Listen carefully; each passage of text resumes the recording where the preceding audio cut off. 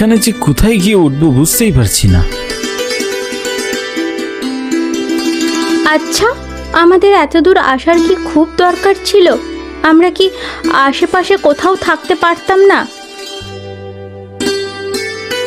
শহরের আশেপাশে থাকলে তোমার বাবাই ঠিক আমাদের খুঁজে বের করতো।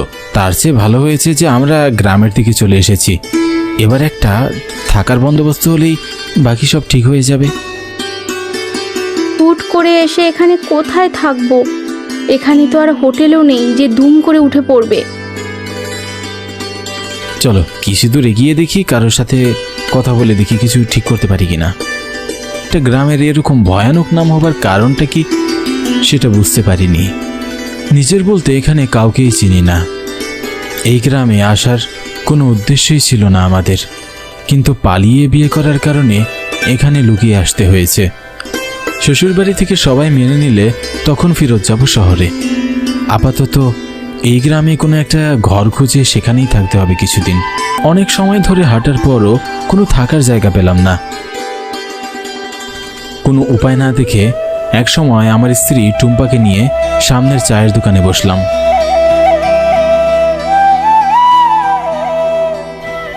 ব্যাগপত্র বেঞ্চের উপর তুলে রেখে দুটো চায়ের অর্ডার দিলাম। দেখছি চায়ের গরম জলের মতন টুম্পার মাথায়ও রাগ টকবক করছে।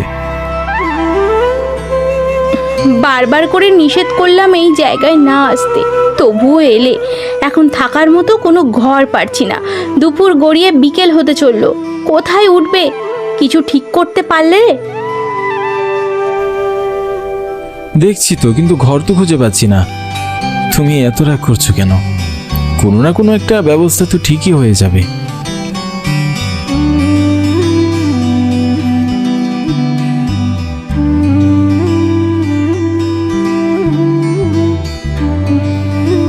টুম্পা রাগে একবার ফোঁস করে উঠল।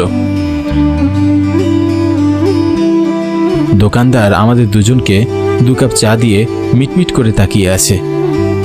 অনেক সময় ধরে দেখছি লোকটা কেমন যেন উস্কো খুস্কো করছে কিছু বলার জন্য, কিন্তু বলতে পারছে না।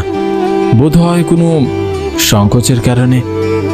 কোনো কিছু না ভেবে আমি লোকটাকে জিজ্ঞাসা করলাম,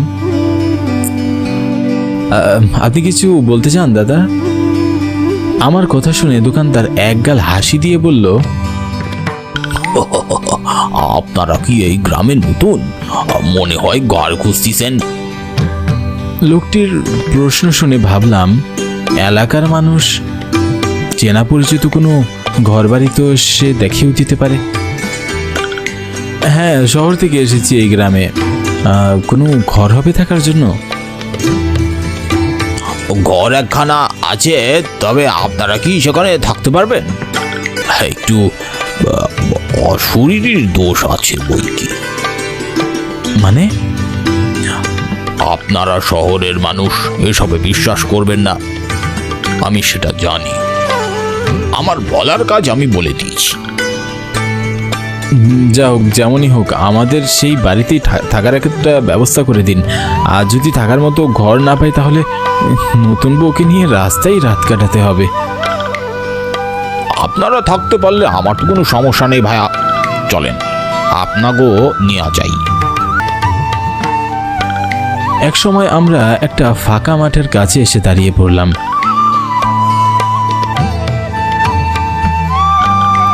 মাঠটির একপাশে ছোট্ট একটি বাড়ি। বাহিরে থেকে বাড়িটির অবস্থা দেখে স্পষ্ট বুঝতে পারছি বাড়িটি অনেক দিন ধরে ফাঁকা পড়ে আছে। একটু জিনের আনাগোনা আছে বাড়ির চারপাশে, একটু সাবধানে থাকবে। দোকানের কথা শুনে মনে মনে ভাবলাম, এত সুন্দর জায়গায় জিনের মাঠ নামকরণ হওয়ার কারণটা কি? এখানকার লোকজনের কুসংস্কারই হবে হয়তো। বুক ফুলিয়ে বললাম, শুনুন, ওসব ভুট্টুতে আমি বিশ্বাস করি না। তাছাড়া আমরা তো এই বাড়িতে সারা জীবনও থাকছি না, কয়েকটা দিনেরই তো ব্যাপার। আমি বাড়িটা অনেক শখ করে বানিয়েছিলাম। বাড়িটা করার পরে ভূত প্রেতের অত্যাচারে থাকতে পারিনি। ও, তাহলে এটা আপনার বাড়ি? ভূত প্রেতের কথা বলে আমাদের ভয় দেখালেন কেন? আবার নিজেই এই বাড়িতে নিয়ে এসেছেন। আসলে আপনি যা ভাবছেন বিষয়টি সেরকম নয়। আপনাদের মতো আমিও ভালোবেসে একজনকে বিয়ে করে সুখে সংসার করব বলে এখানে ঘর তুলেছিলাম, কিন্তু দুর্ভাগ্য আমার সব কেড়ে নিল। আচ্ছা যাই হোক, আপনারা কিন্তু একটা কথা সবসময় মাথায় রাখবেন, রাতের বেলা বাড়ির বাইরে যতই প্রয়োজন পড়ুক না কেন বাইরে বের হবেন না। ওসব নিয়ে আপনি চিন্তা করবেন না। আপনি কত ভাড়া নেবেন সেটা বলুন। ভাড়া দিতে হবে না, আপনারা থাকতে পারলেই যথেষ্ট। থাকতে পারলে মানে? মানে বহুদিন এই বাড়িতে কেউ আনাগোনা করে না, আর যারাই আসে তার পরের দিনই এখান থেকে পলিয়ে যায়। যদি আপনার এ বাড়িতে সত্যি সত্যি থাকতে পারেন তাহলে মাসে 500 টাকা দিয়ে 500 টাকা করে রাখি। আমি তাহলে এখন যাই, আপনারা আপনাদের মতো গুছিয়ে নিন। আচ্ছা ঠিক আছে। আর একটা কথা আবারও বলছি, কি কথা? রাতের বেলা কিন্তু ভুলেও বাইরে বের হবেন না। দোকানি চাচা চলে গেলেন। আমরা ঘরের ভিতরে ঢুকে দেখি সবকিছু একদম পরিপাটি করে সাজানো রয়েছে।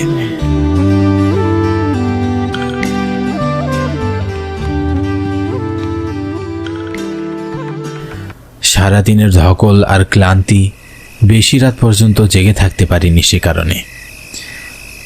গ্রামের দিকে মানুষজন খুব তাড়াতাড়ি ঘুমিয়ে পড়ে। দুজনের চোখও ঘুমে খুব তাড়াতাড়ি বন্ধ হয়ে এলো। বিছানায় গায়ে লিয়ে শুতেই কখন যে ঘুমিয়ে পড়েছি বুঝতেই পারিনি। গভীর রাত, সময় ঠিক কটা বাজে বুঝতে পারছি না। হঠাৎ করে মনে হলো আমার পায়ের কাছে বসে কেউ একজন গুনগুন করে কাঁদছে। চোখে এত ঘুম ছিল যে চোখ ঠিকমতো খুলতেও পারছিলাম না। বারবার মনে হচ্ছিল পায়ের কাছে কেউ একটা বসে আছে। একটা সময় বিরক্ত হয়ে খুব কষ্ট করে চোখ খুলে তাকিয়ে দেখলাম কিছুই নেই। পুরো ঘরে একবার চোখ বুলিয়ে নিলাম। মনের ভুল ভেবে আবারও ঘুমিয়ে পড়লাম। আবারও কতক্ষণ ঘুমিয়েছি জানি না। ঠিক মাঝরাতে বুকের মধ্যে কেমন যেন একটা অস্বস্তি হতে লাগলো। দম নিতে পারছিলাম না ঠিক মতো। মনে হচ্ছিল বুকের উপরে কোনো একটা ভারী জিনিস চাপা দেওয়া আছে। এত কষ্ট হচ্ছিল, কিন্তু চোখ দুটো খুলে তাকাতে পারছিলাম না। অনেক সময় কষ্ট করার পর আস্তে আস্তে তাকিয়ে দেখলাম কিছুই নেই। নতুন জায়গায়, এই জন্য হয়তো অস্বস্তি হচ্ছে। পাশে টুব্বার দিকে তাকালাম, দেখলাম বেঘরে ঘুমোচ্ছে। হঠাৎ করেই খুব জল তেষ্টা পেল আমার। ঘরে চারিদিকে তাকিয়ে দেখলাম কোথাও জল নেই। হঠাৎই মনে পড়ল পিছনের দিকে একটা কল আছে, কিন্তু এত রাতে বাইরে যাওয়াটা কি ঠিক হবে? এই ভাবতে ভাবতে গলা যেন আরো শুকিয়ে গেল। মনে মনে আরো সাহস জোগালাম এবং ভাবলাম তাড়াতাড়ি গিয়ে পানি নিয়ে আসি। এমনিতেও সকাল হতে বেশি দেরি নেই, খানিক বাদে হয়তো ফজরের আজান হবে।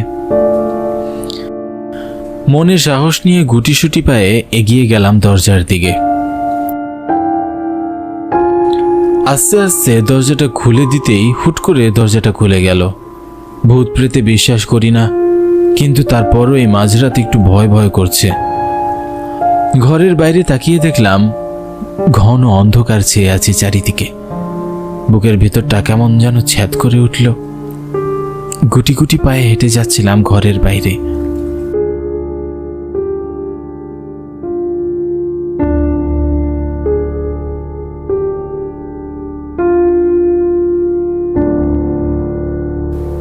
হঠাৎ মনে হলো আমার পিছনে কারো উপস্থিতি। আমি পিছনে তাকালাম, কিন্তু কাউকেই দেখতে পেলাম না। হঠাৎ মাঠের দিকে তাকাতেই আঁতকে উঠলাম। দোকানদার আর দুইজন লোক সামনে একটা লাশ নিয়ে জানাজা পড়ছে। অন্ধকারের মধ্যেও দোকানিকে চিনতে আমার একটু ভুল হয়নি। এক মুহূর্তের জন্য হতভম্বের মতো আমি তাকিয়ে রইলাম। এত গভীর রাতে কি কেউ জানাজা পড়ায়? নিজের প্রশ্নের উত্তর খুঁজতে খুঁজতে আস্তে আস্তে এক দুপা করে এগিয়ে গেলাম। আতঙ্কে পিপাসার কথা ভুলেই গেলাম। একটা অদ্ভুত দৃষ্টিতে আমার দিকে তাকিয়ে হাসতে লাগলো। তার চোখ দুটো লাল লাল আগুনের মতো জ্বলছিল, আর এতটা লম্বা যে আমি মাথা উঠিয়ে তাকে দেখছিলাম। হঠাৎ সে হাসি থামিয়ে রাগান্বিত স্বরে বলে উঠল, বলেছিলাম না স্যার, রাতে বাইরে বের হবেন না, এরপরও কেন বের হলেন? এত কিসের কথা? আমার কোন নিয়ম হইল যেই রাতে বাইরে বেরোইব তারে আমাকে দলে সামিল করা। এইটারে আমাকে দলে এখন সামিল করা লাগবো। দল? কিসের দল? স্যার স্যার কি বুঝতে পারেননি আমরা কারা? তাহলে একটু আমাদের সাথে চলুন, লাশটা কার একটু দেখবেন। হঠাৎ কাফনে মোড়ানো লাশটির মুখের উপর আপনা আপনি চাদর সরে গেল। আমি লাশটার দিকে তাকিয়ে নিজের চোখকে বিশ্বাস করতে পারছিলাম না। লাশটি আর অন্য কারো নয়, আমার স্ত্রীর টুম্পার। ভয়ে যেন পুরো শরীর কাঁপতে লাগলো আমার। 6 বছর প্রেম করার পর বিয়ে করে নিজের স্ত্রীর চেহারা চিনতে পারবো না। এক মুহূর্তের জন্য মনে হলো আমার পৃথিবীটা উল্টে গেল। ওরা তাহলে টুম্পাকে মেরে ফেলেছে, কিন্তু টুম্পা তো আমার পাশেই ঘুমাচ্ছিল। আমার সামনে দিয়ে কখন এসব হয়ে গেল? এসব কিছু ভাবতে হঠাৎ কাফনে মোড়ানো লাশটির চোখ খুলে গেল।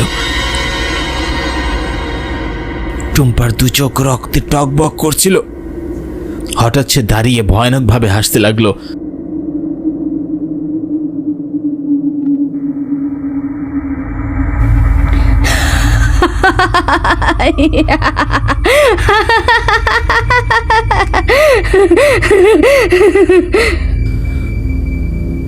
হাসিটার সাথে আমার টুম্পাকে কিছুতেই মেলাতে পারছিলাম না। টুম্পা, তুমি এখানে কি করছো? আর তোমাকে এমন দেখাচ্ছে কেন? বলেছিলাম এ গায়ে না আসতে, তবুও কেন এলি? এখন তোকে মরতে হবে। মরতে হবে তোকে। আমি আর কোনো কথা বলার শক্তি পেলাম না। কোনো মতে পিছনের দিকে দৌড়ে ঘরের ভিতরে ঢোকার চেষ্টা করলাম।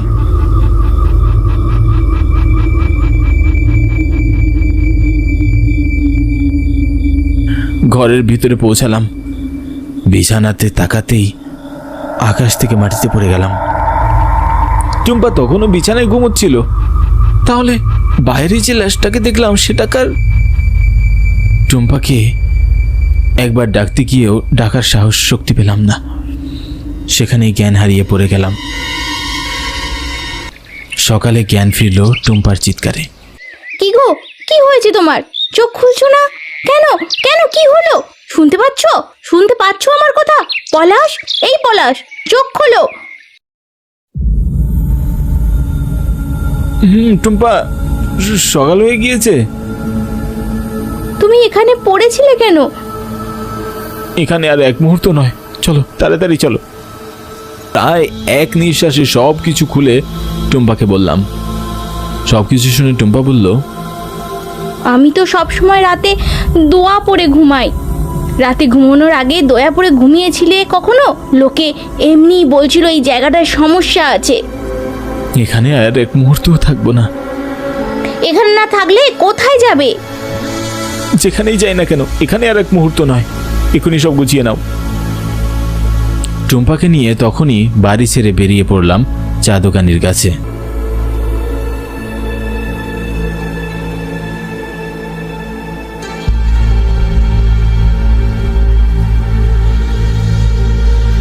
দোকানে এসে দেখি দোকানি চা বানাচ্ছে। আগের দিনের মতো দোকানি একদম স্বাভাবিক। তার মানে কাল রাতে আমি যাকে দেখেছিলাম সে দোকানি ছিল না। সে নিশ্চয়ই না। আমি আর ওসবের নাম মুখেও নেব না। আমাদের দেখেন দোকানি বলে উঠলেন, কি স্যার, চলে যাচ্ছেন? না গিয়ে কি এখানে মরবো নাকি? আপনি আমাদের এমন একটা বাড়িতে না নিয়ে গেলেও পারতেন। আমার কোনো ঘর বাড়ি নেই। বউটাকে অশরীরদের হাতে হারানোর পরে এই দোকানটাই আমার বাড়ি। তা কি দেখেছেন রাতে? আমি দোকানে গিয়ে সব কিছু খুলে বললাম। সব কিছু শুনে দোকানি বললেন, ওই জিন আমার রূপ ধারণ করে আপনাকে ভয় দেখিয়েছে। তবে আপনি এখান থেকে চলে যান, নয়তো আমার মতো আপনার স্ত্রীকেও আপনি হারাবেন। আর কোনো কথা না বাড়িয়ে দুজনে বেরিয়ে পড়লাম অজানা গন্তব্যের উদ্দেশ্যে। জানি না কোথায় যাব, তবে যেখানেই যাই না কেন এরকম জায়গায় আর কখনো যাব না।